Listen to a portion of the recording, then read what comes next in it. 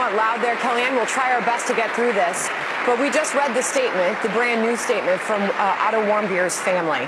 Obviously, this is in response to the president in Vietnam saying he takes Kim at his word over not knowing about what was happening.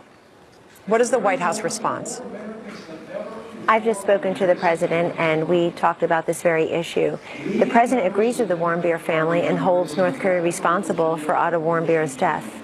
He has said that time and again. This president is responsible for having Otto Warmbier return to the country and be reunited with his family in his final hours before he passed. But the president is talking about that Chairman Kim did not know what happened to Otto at the time of when it happened. And so, of course, he holds North Korea responsible. He has deep affection and shares the grief of the Warmbier family. That will never end, as will not the president agreeing with the Warmbier family that North Korea is responsible. But Chairman Kim did not know what the president is saying is that there's no indication Chairman Kim knew what happened to Otto Warmbier when it happened.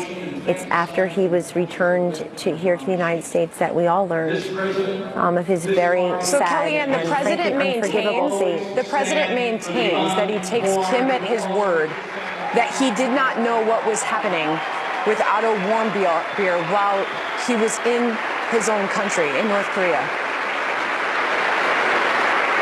That's right.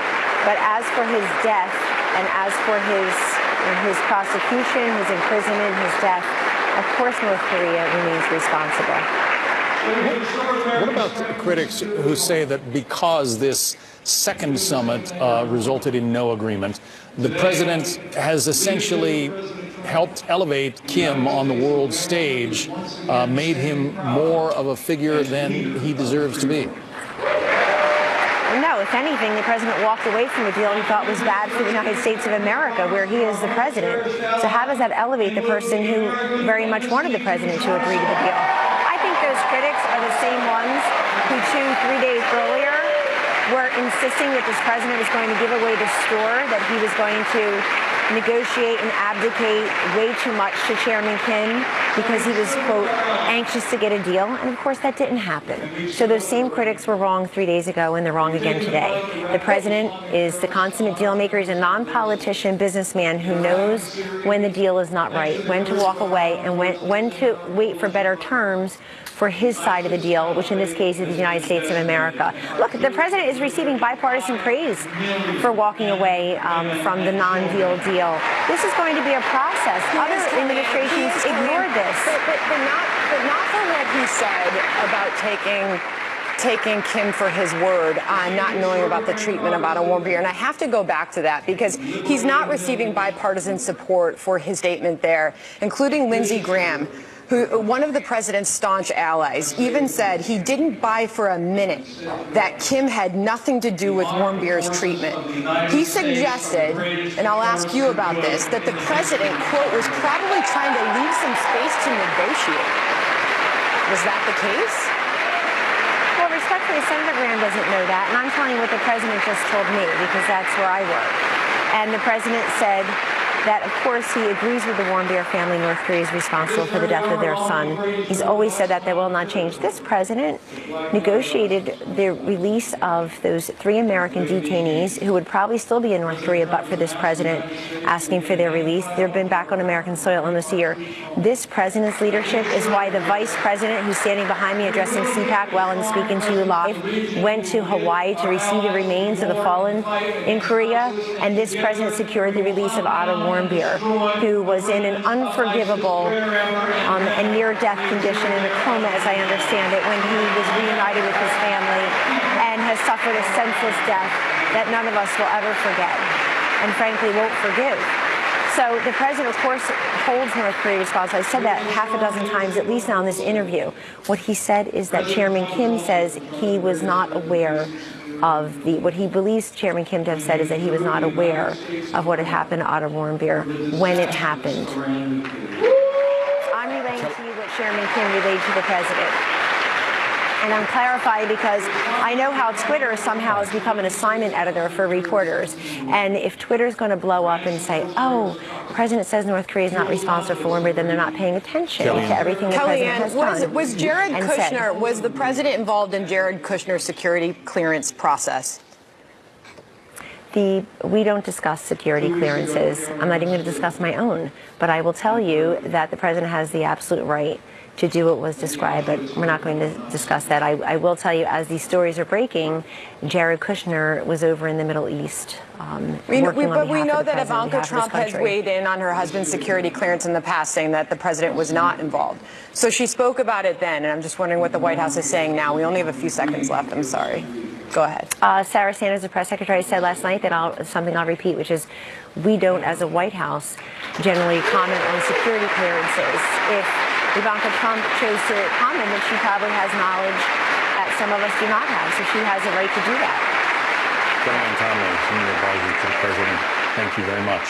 All right, Kellyanne, thank you for trying to fight through that. A loud crowd there behind you. Kellyanne Conway, thank you. We are just getting word that the Indian pilot shot down by Pakistan is now being handed over to his home country. There has been fear of, frankly, nuclear war between those two nuclear-armed nations who have long disputed the Kashmir region, that Himalayan part that they both claim. Two nuclear-armed nations in southern Asia are going at each other. Tempers appear to be cooling a bit in the ongoing conflict between India and Pakistan. Pakistan is now handing over that Indian pilot who was shot down after what Pakistan claims was a cross-border incursion. The pilot being returned to his home country right now. Benjamin Hall is live in London with the latest on that conflict. Benjamin. Yeah, hi, John. And these are the scenes that we've been waiting to see for some days now. This Indian pilot who was shot down 2 days ago by the Pakistanis now being handed back over. It had been thought that this was the worst conflict, the worst tension in 2 decades. But now this seems to be a clear move to try and de-escalate those tensions. And he is being received with a hero's welcome on the other side in India. And the Prime Minister there saying that he is a national hero. But at the same time, the Prime Minister warning that they would strike Pakistan if they feel that there could be another attack. So not necessarily in the clear yet. This pilot was captured after tit-for-tat retaliations between the two countries, which saw attacks on both sides. But now moving forward, it's hoped, with intervention from the US, this may soon be coming to an end. There are domestic political issues in India, elections coming up soon. And so the Prime Minister there saying that there may be something to come in the future. But for now, great news. John. Benjamin Hall reporting live from London. Thank you. Well, after North Korea's nuclear talks fell apart, Kim Jong-un offering his side of the story. What the North Korean leader is saying now, that's coming up. Plus, Democrats threaten to subpoena the White House over Jared Kushner's security clearance. We'll tell you. Reaction from the White House from the parents of Otto Warmbier following this week's summit with North Korea. And all of this as Pyongyang now challenges the White House explanation for why the second summit with Kim Jong-un ended without a deal. Welcome to a brand new hour of America's Newsroom. Friday morning, everybody. Welcome. I'm Sandra Smith. Good morning to you, and good morning to you as well. I'm John Scott in for Bill Hemmer. North Korean officials say they only wanted some sanctions lifted in return for limited action on reducing its nuclear arsenal. The White House, I should say, has said North Korea wanted all sanctions dropped. Mike Emanuel is live at the White House with more. Mike. Well, John, Sandra, good morning to you. The parents of Otto Warmbier are making it very clear they hold the regime of Kim Jong-un responsible for the death of their son. Otto Warmbier was the University of Virginia student who died after brutal treatment in captivity with the North Koreans. Here's how President Trump handled that issue a short time ago. He knew the case very well, but he knew it later. And, you know, you got a lot of people, a big country, a lot of people. And in those prisons and those camps, you have a lot of people. And some really bad things happened to Otto. Some really, really bad things. Why are you? But he tells me that he didn't know about it, and I will take him at his word. Otto's parents, Fred and Cindy, reacting this morning, saying we have been respectful during this summit process. Now we must speak out. Kim and his evil regime are responsible for the death of our son Otto. Kim and his evil regime are responsible for unimaginable cruelty and inhumanity. No excuses or lavish praise can change that. I should also note there were some Republicans on Capitol Hill who are also uncomfortable about the way President Trump handled that issue. Meanwhile, the president is back here at the White House and is tweeting actively about his trip and a variety of issues. The president tweeting this morning, "Great to be back from Vietnam, an amazing place. We had very substantive negotiations with Kim Jong-un. We know what they want and they know what we must have. Relationship very good. Let's see what happens." Here's more from the president on the summit with Fox's Sean Hannity. This just wouldn't have been good for our country, and frankly, he can look at it the same way. Maybe he can look at it the same way. But we get along really well. He's a different kind of a guy, and I just said, look, this isn't going to be working. So I have a feeling something down the line will happen, and it'll happen. It'll be good. So the president saying no deal this time, but leaving open the possibility there could be a deal down the road. John? What is the latest, Mike, on the president's son-in-law, Jared Kushner, and his security clearance? Big article in the New York Times today on that. Yeah, no question about it. They're saying that the president personally intervened in order to get his son-in-law, Jared Kushner, a top-secret security clearance. The New York Times with that bombshell report on the front page today. The Times saying that reportedly alarmed senior administration officials, including then White House Chief of Staff John Kelly. Kelly wrote what's described as a contemporaneous internal memo about it. White House Press Secretary Sarah Sanders says they do not talk about security clearances, but a spokesperson for Kushner's attorney, Abby Lowell, tells Fox News, quote, in 2018, White House and security clearance officials affirmed that Mr. Kushner's security clearance was handled in the regular process with no pressure from anyone. The president has said he did not get involved with the security clearance issue. John? All right, more to come on that, I'm sure. Mike Emanuel at the White House. Mike, thanks. Let's turn to Chris Wallace now, anchor of Fox News Sunday. Where do we go with this story, and where does it go from here, Chris? You're talking about the Kushner security story? Mm-hmm. Well, it is a subject that House Democrats were already planning to investigate, the whole question of how security clearances have been given out by the Trump White House. According to the New York Times, there were contemporaneous memos because they were so upset that reportedly the president ordered them to give this top secret clearance to Kushner, that both the then chief of staff, John Kelly, and the then White House counsel, Donald McGahn, wrote down memorandums stating that they had opposed this and the president had ordered them to do it. And I would think that there's probably a congressional subpoena in their future, probably in the House Oversight Committee, much like Michael Cohen, to testify as to whether or not it's true. We just spoke to Kellyanne Conway, getting fresh White House reaction. She was at CPAC. Little hard to hear, but we wanted to get fresh White House reaction to this story this morning. Here's how she responded, Chris. We don't discuss security clearances. I'm not even going to discuss my own. But I will tell you that the president has the absolute right to do what was described, but we're not going to discuss that. I will tell you, as these stories are breaking, Jared Kushner was over in the Middle East working on behalf of the president, on behalf of this country. But of course, the left is quick to point out, or any critics of this administration, that we have heard the president's daughter, Ivanka Trump, comment on her husband's security clearance, saying that the president was not involved, and the president himself has said he wasn't involved. So they commented in the past on this. Now the White House response is that there is no response.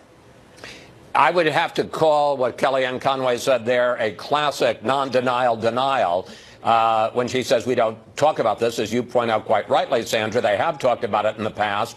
If it were false, if in fact the president hadn't been involved, I can't imagine they wouldn't say that. They have no qualms about saying when news is fake, when reporting they think is inaccurate. They're not saying that about this story, so I think that speaks for itself. Meanwhile, moving on to North Korea and the words of the president when there, saying that he takes Kim Jong-un at his word over not knowing at the time about the treatment of Otto Warmbier. We also asked Kellyanne Conway about the latest statement from the family. She responded after just talking to the president with this. Well, respectfully, Senator Graham doesn't know that, and I'm telling you what the president just told me, because that's where I work. And the president said that, of course, he agrees with the Warmbier family. North Korea is responsible for the death of their son. He's always said that will not change. What he believes Chairman Kim to have said is that he was not aware of what had happened to Otto Warmbier when it happened. I'm relaying to you what Chairman... The White House sticking by the president's words that he's taken Kim Jong-un at his word, that he didn't know at the time, but does indeed hold North Korea responsible for Otto Warmbier's death. This strikes me as just a completely unforced error by the president and the White House. Why, on an issue like this, there's no question that Otto Warmbier was brutally tortured, basically killed by the North Koreans. Why on earth would you side with Kim Jong-un over the Warmbier family in the sense of outrage? I mean, first of all, there's a real question whether the captivity and the incarceration of an American is something that the dictator of North Korea wouldn't know about. But even if that's true, why would you want to get into this fight? The fact is the North Korean regime was responsible. You're getting pushback now from the Warmbier family. You're getting pushback from the president's former UN ambassador, Nikki Haley, who says that she holds the Kim regime responsible. And you had a lot of Republicans, Senate Republicans yesterday, like Cory Gardner of Colorado, say that Otto Warmbier's blood is on Kim Jong-un's hands. So I just don't understand why you'd even get into this and make it sound like in any way you're siding with Kim and saying that he is somehow to be held blameless for what happened to Otto Warmbier. We put together a list this morning of those Senate Republicans. Rob Portman was one of them, warning the president not to be naive about the brutal nature of the North Korean regime. Lindsey Graham suggesting that maybe the president was trying to leave some space to negotiate when he said this. Susan Collins surprised that the president would accept those words at face value.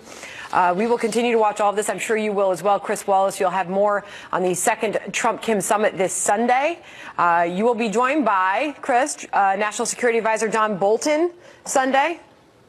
Yes, indeed, and plenty to talk about. North Korea, and we'll obviously ask him also about the Warmbier controversy, what's going on in Venezuela, Afghanistan, possibility of a peace deal there. Lots to talk about with the National Security Advisor. He was on the ground in North Korea. And of course, the big question is, despite, the issue as to the terms of how it broke down, where do we go from here? Are negotiations basically over, or is there possibility of future progress? Because at this point, Kim Jong-un has his entire nuclear arsenal, no testing, but he has kept the arsenal that the president was so upset about with no sign that he's going to give it up. We'll be watching it all this weekend. Fox News Sunday. Chris Wallace, thank you. You bet, Sandra. Meanwhile, the Pentagon says no military construction projects will be canceled to pay for the president's long-promised border wall. This after President Trump announced a national emergency that allows him to tap into military funds. Jennifer Griffin is live from the Pentagon with that. Jennifer. John, President Trump is trying to assure lawmakers ahead of a crucial Senate vote on his declaration of a national emergency that he is not going to rob Pentagon coffers to pay for the border wall and affect readiness. Yesterday at an Air Force base in Alaska, he vowed to add more military construction money to next year's budget request, the funds he plans to borrow from to build the wall. The fact is, we've increased your budget from not too much to $700 billion. And then from $700 billion, we went up to $716 billion. And I won't tell you this year's surprise, but the generals are going to be very happy when they hear, because it's going up yet again. Because we have no choice. I'm a cost cutter, but we have no choice. Without a military, what do we have? Acting Defense Secretary Patrick Shanahan and Chairman of the Joint Chiefs, General Joe Dunford, visited the border last weekend to see how the military can help secure the border. Under the national emergency, the president plans to have the Pentagon reallocate $3.6 billion from already appropriated military construction funds. This week, a defense official testified to a House Armed Services subcommittee that payment for these military construction projects would be deferred, not canceled. I want to assure you that no currently authorized military construction projects will be canceled to fund military construction projects supporting use of the armed forces at the southern border. Democrats on the subcommittee balked, saying this is simply a backdoor, possibly unconstitutional means to bypass Congress. John. All right, Jennifer Griffin there at the Pentagon. Thank you. Embattled Venezuelan officials turning to a key ally for help as the country's political and humanitarian crisis spirals downward. A live report from Caracas straight ahead. Plus, another day of testimony from Michael Cohen in the books. Now, House Intel Committee members are hinting at new information in their probe of Russian election interference. Congressman Chris Stewart is on that committee, and he joins us next. There's not much I can say other than it was very productive. As I said, I'm committed to telling the truth, and I will be back on March 6th to finish up. There's more to discuss. That he was as forthcoming as he was. We made the same admonishment that my colleague Chairman Cummings made so eloquently, that he needed to tell us the full truth, the whole truth, and nothing but the truth. None of the questions we had for him went unanswered.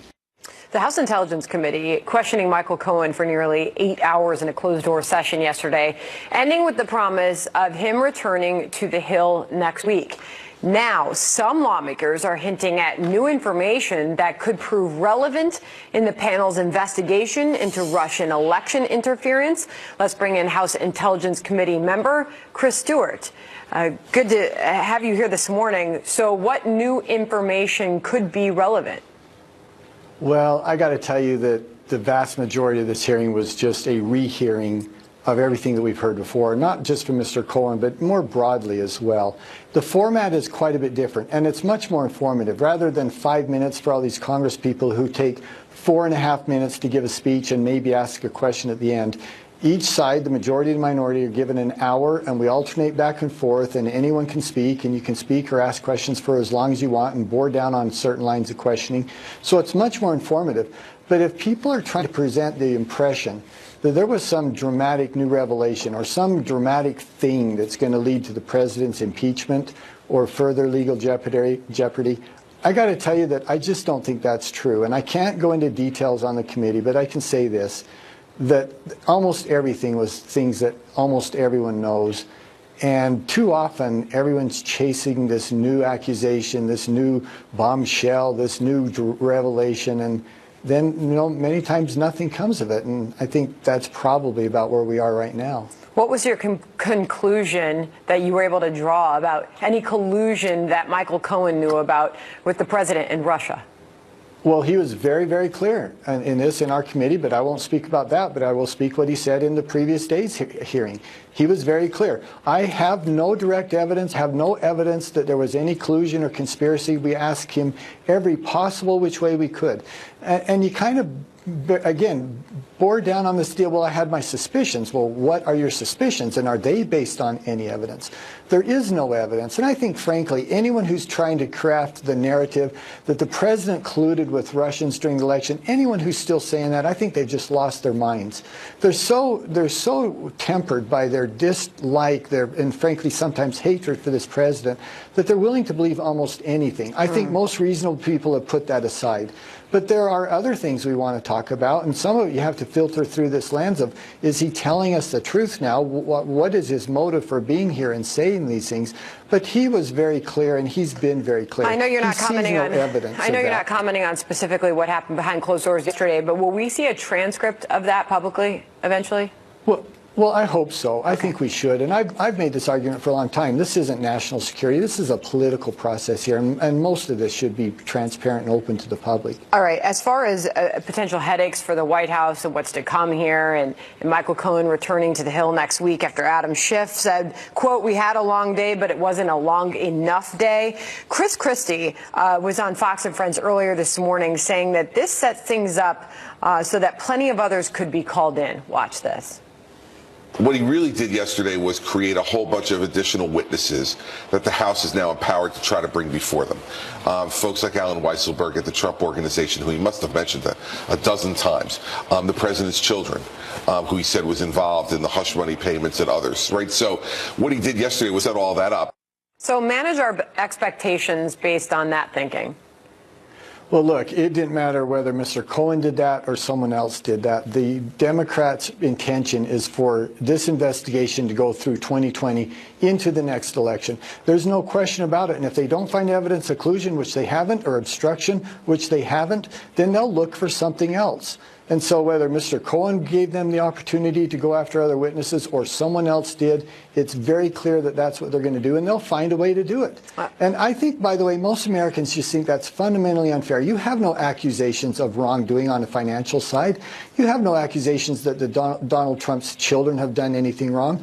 But they're saying, well, we're just going to go look and look and look, and we'll find something. And I think most people just think that's as I said, fundamentally unfair. All right. We appreciate you coming on and talking about that this morning on the House Intelligence Committee. A lot more to come on this. Congressman Stewart, we appreciate your time. Thank you. Thank you. Now, this Fox News alert, some new details on the links between Hamas and Iran. How Tehran might be helping stoke tensions along the border between Gaza and Israel. We'll take you live to Jerusalem. Also, Democratic infighting, the threat from Congresswoman Alexandria Ocasio-Cortez for moderate Democrats who vote with Republicans. That's ahead.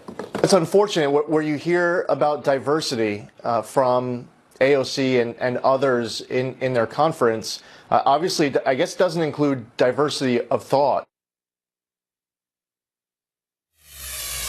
Hamas, the militant group in control of the Gaza Strip, says Iran is giving them weapons and money. Tensions are high on the border as weekly protests press Israel to lift a 12-year-long blockade. Trey Yingst is following that conflict from Jerusalem. Trey. John, as tensions do remain high between Israel and Gaza, Hamas, the group in control of the Gaza Strip, does tell Fox News they receive weapons and money from Iran, among other countries. Speaking this week in Gaza City, senior Hamas official Ghazi Hamid explained that Hamas remains prepared for a war with Israel and gets support for their efforts from organizations and countries around the world. The Israeli government and military have expressed concern that Iran is entrenching itself in places like Lebanon, Syria, and Gaza to ultimately launch a two-front war against Israel. Inside Gaza, the influence of Iran is no longer being hidden. I think Iran tried to help. No, it's not a secret. To help Hamas, to have other Palestinian faction, to supply, provide him with money and maybe weapons. Because we don't use this, for example, as Hamas. We are just working to liberate our homeland. That's the first time we hear Hamas admitting that they receive money and weapons from Iran. Hamid stressed that weekly border demonstrations are the priority for Hamas, and they would like to avoid a war if possible. Today marks the 49th Friday in a row that thousands of Palestinians gathered along the Israel-Gaza border to protest the Israeli blockade on the Gaza Strip. According to the Palestinian Health Ministry, at least 9 people have been injured so far by live Israeli ammunition. Some of the things the demonstrators are asking for include more electricity, access to clean water, and ability to travel from Gaza. Now, John, we also sat down this week with the second largest group inside the Gaza Strip, Islamic Jihad. That group also confirming that they receive direct support from the Iranian regime in Tehran, comparing their relationship with Iran to the relationship that America has with Israel. John? Trey Yingst, live from Jerusalem. Thank you. Michael Cohen headed back to the Hill next week after a marathon grilling that spanned 3 days. Is impeaching President Trump the endgame for Democrats? Kimberly Strassel of the Wall Street Journal joins us next on that. Plus, SpaceX preparing for a new mission. Why this launch could change the trajectory of manned space travel.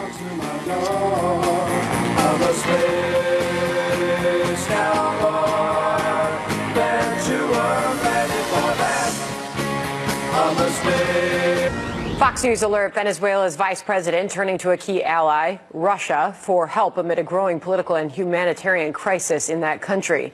This as the U.S. keeps up the pressure on disputed President Nicolas Maduro to step down. Steve Harrigan is live in Caracas with more on that. Steve? Sandra, you're right to point out that this battle for power in Venezuela is certainly taking on some Cold War overtones, with Russia backing one leader and the U.S. and many other countries backing the other. That played out in the UN Security Council yesterday. The U.S. putting forward a resolution that would call for new, free and fair presidential elections here in Venezuela. that UN resolution vetoed by Russia. In the meantime, opposition Juan Guaido is in Paraguay today. He was in Brazil yesterday, Colombia before that. But the real question is whether he can get himself back into Venezuela. The Maduro regime here has put a travel ban on him. He could face arrest when he comes back here. He couldn't get humanitarian aid in the country, but now he's got to get himself back in the country. When he does, he says he'll be back by Monday. He says he'll begin executing all the duties of the president. It's not clear how he's going to do that with the military and police still firmly under Maduro control. As far as U.S. sanctions go, they are hitting Venezuela's economy hard. Output of oil, the exports are down 40% in just the 1 month of U.S. sanctions. It's not clear, though, whether that's going to be enough to force Nicolas Maduro from office. Sandra, back to you. Steve Harrigan in Venezuela for us. Thank you. And impeachment is a divisive issue in our country. And let us see what the facts are, what the law is, and what the behavior is of the president. That's House Speaker Nancy Pelosi tamping down talk of impeachment proceedings against the president after the president's former attorney, Michael Cohen, makes explosive claims during 3 days of testimony on Capitol Hill. Kim Strassel is an editorial board member at the Wall Street Journal, also a Fox News contributor. It doesn't seem that Nancy Pelosi wants to talk about impeachment. Kim, why not? Well, look, I think the issue here is that despite all of the immense attention that was leveled on the Cohen hearings and all of the news reports suggesting that there was bombshell testimony, Ms. Pelosi is very wise. She understands that the American people are not going to be very impressed with an impeachment proceeding that's based on a guy who's already been, convicted and sentenced for lying to Congress. And really, when it comes down to it, the best he had to offer in terms of a crime was a campaign finance violation. So they understand, Democrats understand, the wiser heads in the party, that they are going to have to come up with something a lot more strong if they want to convince Americans that impeachment proceedings are in any way valid. I want to play again something that Michael Cohen said after he emerged from one of his rounds of congressional testimony. Listen to this, and then I have a question for you afterwards. Listen. There's not much I can say other than it was very productive. As I said, I'm committed to telling the truth, and I will be back on March 6th to finish up. There's more to discuss. Okay, he says it was very productive. That's kind of interesting from a witness. I mean, witnesses aren't supposed to be grinding an axe here. They're supposed to be providing testimony. What was productive about what he had to say? Yeah, well, look, I mean, how can you not watch Michael Cohen and not feel as though he does indeed have an axe to grind here, right? I mean, he worked for a guy for 10 years.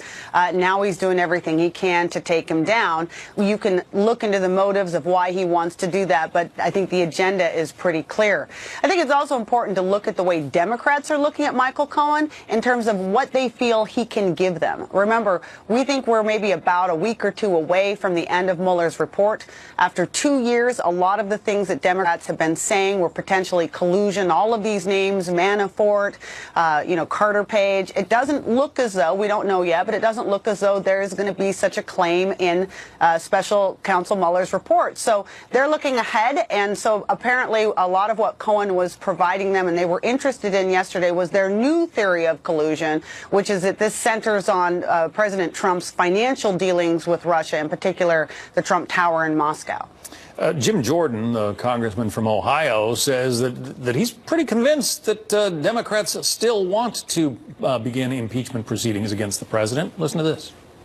They're going to do it. It's a crazy plan that they have, but they're going to do it. It is no accident that Tom Steyer was in New York last week organizing a town hall in Chairman Nadler's district, and this week was in Baltimore organizing a town hall in Chairman Cummings' district. Tom Steyer, mega donor for the Democrats, they are going to do it. That's how radical they have become. Tom Steyer, yes, the Silicon Valley billionaire who funds a lot of liberal causes. Is he, in fact, going to push Democrats to impeach the president?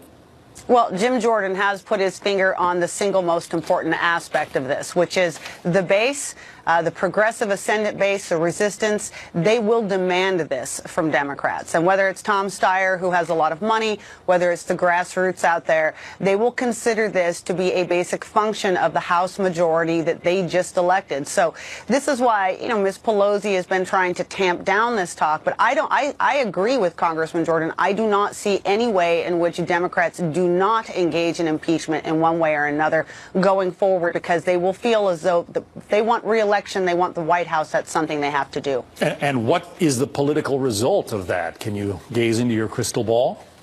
Well, look, I do think that they're going to have something that is going to be a lot stronger than what Michael Cohen gave. And, and they've got an even bigger problem if the special counsel comes back and he doesn't have all of these things they've been predicting for 2 years. That's why you see Adam Schiff, the head of the House Intelligence Committee, going down yet now a new avenue. Supposedly it's financial crimes. They have to gin up something much more spectacular to convince the American public. Otherwise, as much as their base wants it, the broad general public is going to reject that, and it could make them in even bigger trouble in the election. Interesting times ahead. Kim Strassel, Fox News contributor and Wall Street Journal editorial board member. Thanks, Kim.